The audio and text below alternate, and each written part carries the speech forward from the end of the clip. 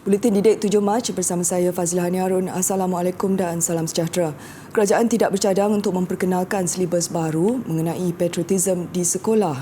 Sebaliknya, Kementerian Pendidikan KPM sedang melaksanakan pelbagai usaha untuk memberi pendidikan awal mengenai sistem demokrasi negara. Timbalan Menteri Pendidikan Lim Hu Ying mengulas soalan Ahli Parlimen Rantau Panjang Datuk Siti Zailah Muhammad Yusof sekiranya wujud perancangan untuk mempunyai silibus bagi melahirkan semangat patriotism dalam kalangan pelajar di peringkat sistem pendidikan negara. Dalam pada itu, Hu Ying menjelaskan KPM telah merencana pelbagai program dalam melahirkan anak muda yang celik politik sesuai dengan pelaksanaan Undi 18 selain bermatlamat menguatkan jati diri pelajar supaya tidak mudah terjebak dengan gejala buli cyber. Kami juga sentiasa akan mengadakan program yang bersifat preventif dalam memastikan jati diri murid sentiasa kukuh supaya mereka tidak terpengaruh dengan gejala negatif terutama daripada tayangan filem yang tidak berkualiti. Antara program yang telah dan akan dijalankan KPM ialah Kem Jati Diri, program Sahsiah Unggul Murid, Jadi Junior, Manual Kesedaran Sivik dan Amalan Nilai Murni di Sekolah Rendah dan Menengah. Tambahnya, KPM juga sentiasa menitik beratkan tentang kesan-kesan buli cyber melalui pendidikan Islam dan pendidikan moral. Seramai 222 daripada 3,227 guru yang diambil secara one-off tidak melaporkan diri atau menolak penempatan perkhidmatan di Sarawak. Bagi mengatasi perkara itu, KPM melaksanakan program pembangunan guru baru sebagai menyokong pembangunan profesionalism kepada guru baru. Jelas Menterinya Fadlina Siddiq menerusi jawapan lisan yang disiarkan di laman web Parlimen semalam. Melalui program itu, guru baru dibimbing dengan sokongan dan bantuan secara profesional serta berstruktur. Ia bagi membolehkan mereka menyesuaikan diri dengan persekitaran, budaya dan warga sekolah. Bagi memastikan pembelajaran dan pengajaran PDP dapat disampaikan dengan lebih berkesan, guru baru juga menerima bimbingan secara berterusan daripada guru mentor yang dilantik. Sehingga 30 Disember lalu, 3,227 guru merangkumi 2,621 guru lantikan tetap dan 606 guru lantikan secara perkhidmatan kontrak ditempatkan di Sarawak. Fadlina berkata urusan pengambilan guru dilaksanakan berterusan dari semasa ke semasa, tertakluk kepada kekosongan jawatan dan keperluan option mata pelajaran. 375 guru tadika Jabatan Agama Islam Melaka JAIM bakal menerima kenaikan allowance bulanan dalam masa terdekat di bawah peruntukan kerajaan negeri. Pengarah JAIM, Datuk Cik Syukri Cik Mat berkata, pihaknya melakukan persiapan akhir sebelum cadangan jumlah kenaikan itu dihantar kepada Ketua Menteri, Datuk Seri Sulaiman Mat Ali. InsyaAllah akan sebaik saja dapat kelulusan, beliau akan memberikan kenyataanlah berkaitan dengan perubahan tersebut. Sebab kemungkinan kita akan tunggu insya-Allah, sebab yang tu di peringkat Datuk Seri. Kalau Datuk Seri kita dah siapkan cepat, Datuk Seri terus dapat lancarkan. Kalau boleh lah kita nak suruh percepatkan, tetapi tengok ada beberapa kekangan yang lain selepas mendapat kelulusan kerajaan negeri melalui surat kerajaan negeri di peringkat JAIM kita dah selesaikan. Beliau terdahulu menyampaikan amanat kepada lebih 300 guru tadika JAIM di Masjid Al-Azim di Peringgit.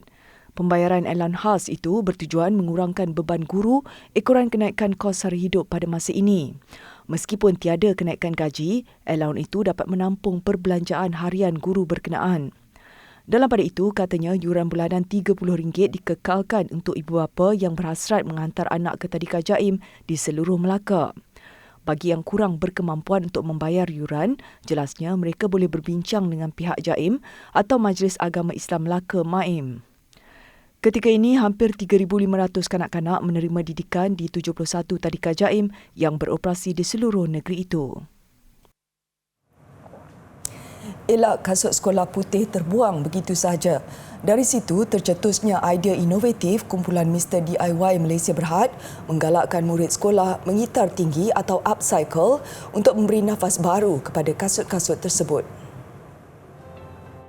Inisiatif Walk with Style menyaksikan lebih 750 murid sekolah dari Selangor, Perak, Kedah dan Kuala Lumpur menggunakan bekalan peralatan seni dari Mr. DIY untuk mencipta pelbagai jenis kasut sekolah yang menyeronokkan dan bergaya dengan rekaan yang unik dan tersendiri. Pelajar-pelajar yang terlibat pula ialah dari Pusat Pembelajaran EduFund Ipoh Perak, SK Tunku Bendahara Kod Diang Kedah, Rumah Aman Sungai Buloh Selangor, Pusat Pembelajaran Komuniti Pelarian Myanmar MRCLC dan Program Perumahan Rakyat PPR Pinggiran Bukit Jalil, Kuala Lumpur. Secara keseluruhan, sebanyak lebih 750 pasang kasut sekolah putih telah dikitar tinggi. Mengulas tentang usaha ini, jurucakap Mr. DIY berkata, matlamatnya adalah mendidik rakyat Malaysia mengenai keperluan mengguna semula, mengitar semula dan mengitar tinggi. Inisiatif seperti Walk with Style ini menerapkan pemahaman prinsip kelestarian dalam generasi muda sambil menjadikan pembelajaran lebih menyeronokkan, menarik dan kreatif.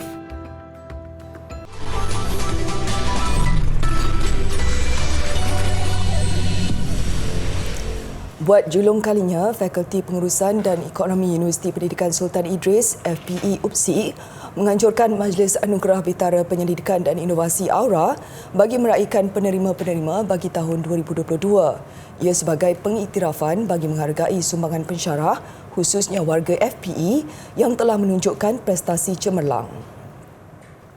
Sebanyak 3 kategori anugerah telah disampaikan kepada pensyarah fakulti ini, iaitu anugerah Diamond, Gold, Ruby, Emerald, Sapphire serta 3 kategori dalam penerbitan, penyelidikan dan perundingan dan inovasi. Secara keseluruhannya, 17 pensyarah FPE telah menerima anugerah Aura baru-baru ini. Majlis dirasmikan oleh Timbalan Naib Chancellor Penyelidikan dan Inovasi, Profesor Dr. Suryani Abu Bakar. Turut hadir Pengarah Jabatan Strategik UPSI, Profesor Madya Dr. Azmi Muhammad serta dekan-dekan fakulti, Timbalan Dekan, Pengarah Pusat dan pensyarah. Bagi memeriahkan majlis, sebanyak 12 cabutan bertuah telah disumbangkan oleh Unit 4P fakulti.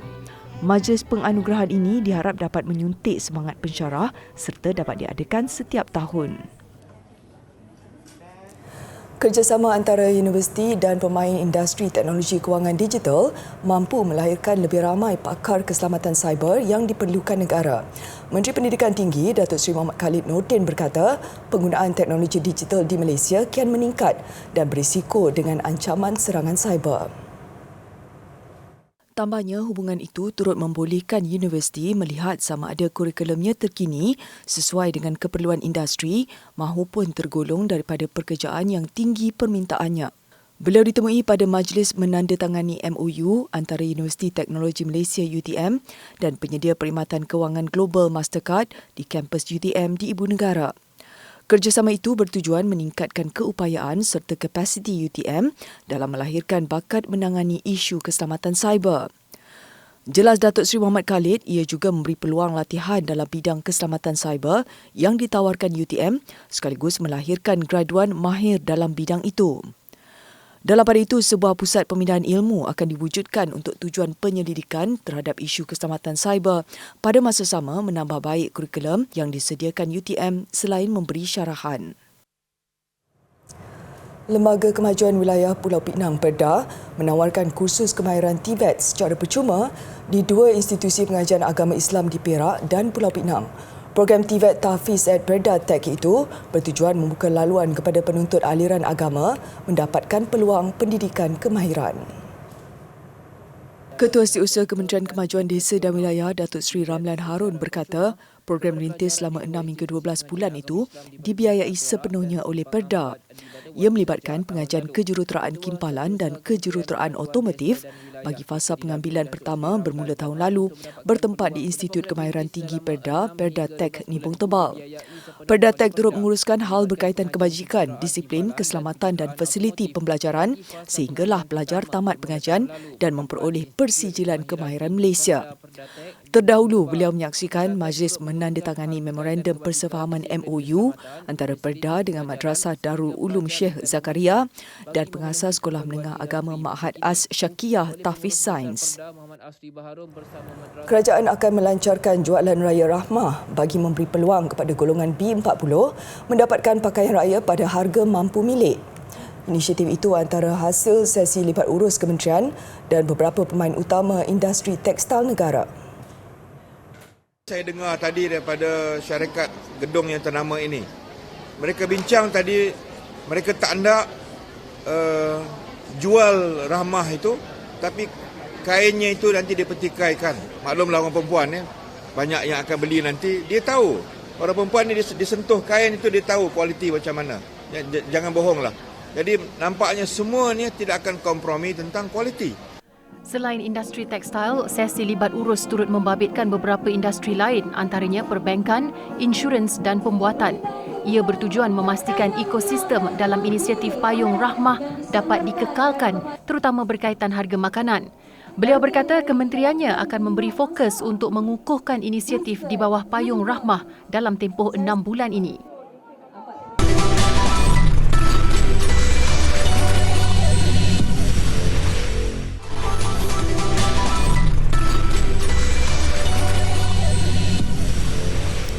Taman dalam akuarium atau terrarium boleh menjadi terapi minda kepada pencinta tumbuh-tumbuhan. Justru ramai yang menjadikannya sebagai hobi sehingga boleh menjana pendapatan lumayan. Mula berjinak-jinak dengan tumbuh-tumbuhan sejak 10 tahun lalu, Yvonne Pham yang ditemui di Kuala Lumpur Festival Park 2023 baru-baru ini berkongsi minatnya terhadap terrarium timbul sejak 3 tahun lalu.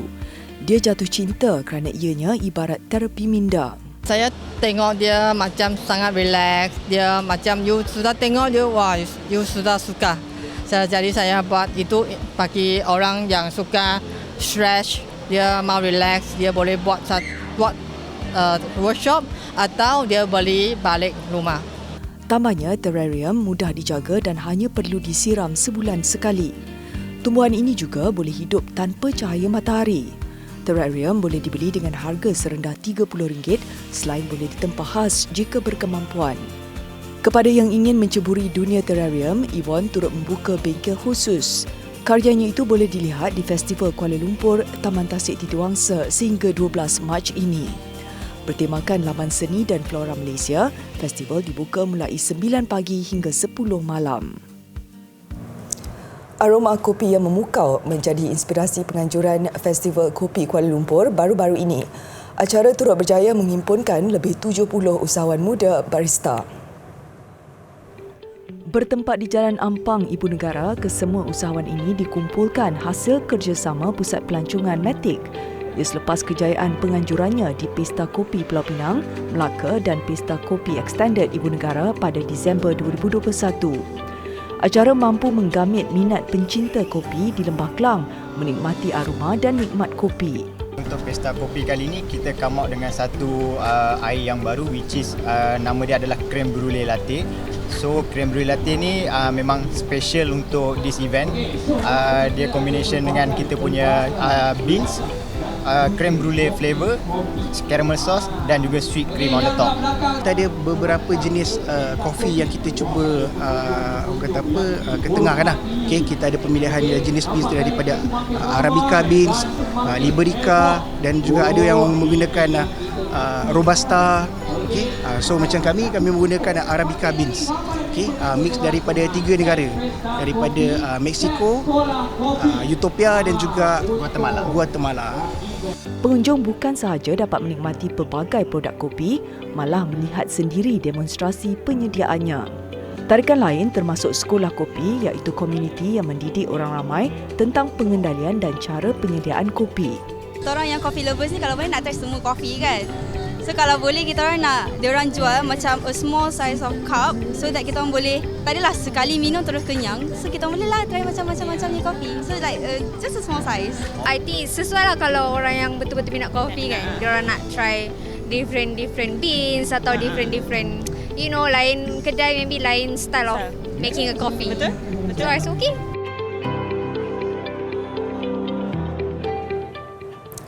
Syarikat Mattel Inc. melancarkan patung Barbie inspirasi daripada saintis dalam bidang angkasa lepas Dr. Maggie Adrien Pocock. Ia sempena Hari Wanita Sedunia yang disambut pada 8 Mac setiap tahun. Barbie versi Adrien Pocock ini adalah siri role model terbaru yang dilancarkan Mattel sebagai penghargaan ke atas usahanya mempromosikan kerjaya dalam bidang sains, matematik, kejuruteraan dan teknologi STEM di kalangan kanak-kanak perempuan. Beliau yang juga bekas Presiden Persatuan Sains Britain turut dikenali sebagai hos rancangan TV terkenal di UK, The Sky at Night, di samping kerjanya bersama teleskop James Webb. Beliau berkata misi utamanya adalah menggalakkan kanak-kanak perempuan untuk membina kerjaya dalam bidang STEM dan menjadikannya lebih mudah diakses. One of the messages I like to get out to kids when I go and speak to them is reach for the stars. In my life, I am literally reaching for the stars. All my life, I've wanted to get out there into space, travel to other stars and the planets going around them, exoplanets. But for some kids, that's not what makes their heart sing. And I say, reach for the stars no matter what your stars are. But have a big, crazy, powerful dream. Barbie versi Adrian Pocock ini didatangkan dengan baju warna biru menggambarkan langit di waktu malam lengkap dengan sebuah teleskop. Di dalam nyanyian, sebutan itu dia kena ada beberapa menitik beratkan, iaitu yang dititik beratkan adalah vowels dengan consonant. Okay? Di dalam vowels adalah A, E, I, O, U. Kita akan sebut dia lebih kepada round voice. Round voice maksudnya suara itu lebih bulat. Kalau consonants, kita tidak akan sentuh. Dia sentuh tidak banyak, dia sikit saja. Contoh dia macam ini. Teacher akan bagi contoh untuk perkataan satu abjad iaitu A saja. A untuk yang betul adalah rounded voice, dengan yang salah adalah leper. 1, 2, 3. Thank you. Yang betul rounded voice, okay? 1, 2, 3. Begitulah tadi dengan contoh yang leper, yang salah, dengan rounded voice maksudnya yang dengan suara yang betul. Kenapa kita memerlukan dengan sebutan yang betul? Supaya nyanyian kita itu teknik dia boleh nampak lagi besar. Suara dia boleh travel lagi ke depan, suara dia lagi ke depan. Kalau leper boleh di suara yang nyaring, tetapi dia boleh merosakkan vocal cords kita. Okey?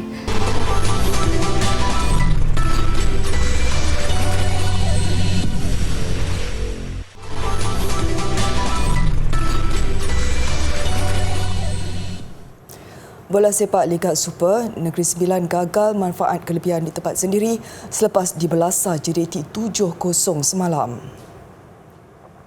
Tidak banyak yang mampu dilakukan Negeri Sembilan yang beraksi di arena sendiri Stadium Tuanku Abdul Rahman Paroi. Minit ke-20 gawang mereka sudah ditembusi menerusi tandukan penyerang Argentina Fernando Forestieri. 3 minit sebelum rehat, JDT menambah satu lagi gol hasil percubaan menarik Diogo. Babak kedua cuma sebaik 3 minit permainan bersambung, JDT semakin mengganas dengan gol ketiga. Gol menerusi sepakan penalti Forestieri. 4 minit berselang menyusul gol keempat JDT hasil penyudah mudah pemain kebangsaan Arif Aiman Hanapi. JDT melebarkan kedudukan 5-0 minit ke-67 hasil jaringan seorang lagi pemain kebangsaan Corbin Ong. Turut mencetak jaringan Endrick Santos pada minit ke-73. Corbin Ong melengkapkan kemenangan 7-0 JDT 2 minit sebelum perlawanan tamat. Selepas 3 perlawanan, JDT kekal tanpa devolusi dengan menjaringkan 12 gol. Manakala Negeri Sembilan terus kempunan mencipta kemenangan, kini di tangga ke-12 dengan 2 mata. Sementara itu, Sabah FC terpaksa berempas pulas sebelum mengatasi Kuching City di Stadium Negeri Sarawak. Keadaan padang becak nyata menjejaskan rentak kedua-dua pasukan. Namun Sadil Ramdhani lebih pantas menyesuaikan diri apabila membuka tirai jaringan Sabah minit ke-24. Kelekaan Sabah pada penghujung babak pertama dihukum Abu Kamara untuk gol penyamaan Kuching City. Selepas rehat, Sabah lebih mendominasi permainan. Hasilnya minit ke-58 pelawat menjaringkan gol kemenangan menerusi pemain import dari Portugal Telmo Castanheira. Ini kemenangan ketiga berturut-turut Sabah selepas mengalahkan PDRM dan Kelantan United. Terikat 9 mata bersama JDT, mereka akur di tangga kedua hasil perbezaan jaringan. Keprihatinan Yayasan Kebajikan Atlet Kebangsaan YAKIB dalam memastikan kelangsungan hidup bekas atlet kebangsaan amat dihalu-halukan Kementerian Belia dan Sukan. Harapan KBS, usaha sama yang dijalinkan haruslah dipelbagaikan menjurus pembabitan atlet secara langsung. Tapi bila kita ada industri partner seperti ini, mereka terus boleh dilatih dan terus masuk dalam bidang kerja. Jadi saya rasa transition itu mungkin agak sesuai untuk segelintir atlet yang mahukan persekitaran seperti ini. Tambahnya, KBS sentiasa peka terhadap nasib bekas atlet-atlet kebangsaan yang pada zaman puncak kerjaya mereka sentiasa berkorban menjulang nama negara. Kita nak pelbagaikan option kita bagi atlet. Bukan sahaja belajar, bukan sahaja hospitality, tetapi kalau kita ada bidang-bidang yang lain yang akan menarik minat mereka, kita nak bagi sokongan kepada mereka. Hannah semalam menyaksikan Majlis Perjanjian Persefahaman MOU antara YAKIP bersama Genting Malaysia Berhad dan Akademi Hospitality DHS. Bekas-bekas atlet ini diberi peluang pekerjaan dan juga kalau mereka tidak ada orang kata kelayakan, kita akan gunakan DHS Academy untuk melayakkan mereka. Kita akan gunakan PPT lah, iaitu pencapaian terdahulu. Dengan pengalaman mereka ada, kita akan tukar pada sijil dan mereka akan boleh gunakan sijil ini untuk masa depan mereka untuk berkerjaya lah. Kerjasama ini adalah pertama buat YAKIP menawarkan peluang pekerjaan kepada 3,000 ahli di bawah naungan mereka bersama Genting Malaysia. Peserta akan menjalani kursus teori dan praktikal bidang hospitality selama 7 bulan selain berpeluang melanjutkan pekerjaan selepas tamat tempoh kursus. Perlumbaan Ultra Marathon yang menampilkan etnik minoriti tempatan di Mexico mengakhiri Buletin Didik. Saya Fazlani Harun, salam hormat. Assalamualaikum.